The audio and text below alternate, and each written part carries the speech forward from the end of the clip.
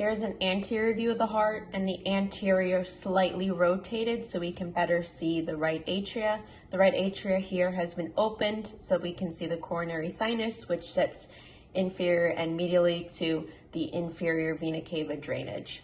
Here we have the auricles that have been pulled back by these hooks, and we can see the pulmonary trunk in front of the aorta.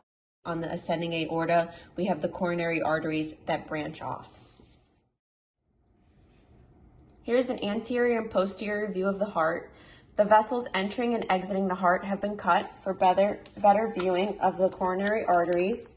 These arteries have been drawn here and divide off of the ascending aorta and branch into the left coronary artery and the right coronary artery. The left coronary artery splits into the circumflex branch, which wraps around posteriorly and is visible here, as well as splitting into the anterior interventricular branch, which travels down the anterior part of the heart. The right coronary artery splits into the right atrial branch, which goes underneath the auricle and travels up through here and splits as well into the SA nodal branch, which travels to the SA node.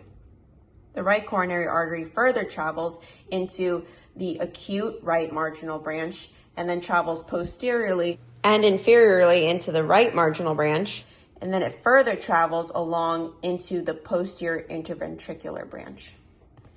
Here, up here as well, is also the posterior view of the SA nodal branch.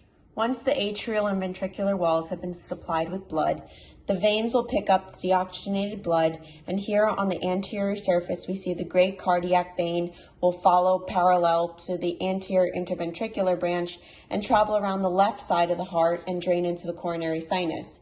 Here we have the middle cardiac vein, which will run superiorly and drain into the coronary sinus, and we have the small cardiac vein, which will wrap around the right side of the heart and drain into the coronary sinus. The anterior cardiac veins drain directly into the right atria, and the coronary sinus drains into the right atria as shown in the first picture of the presentation.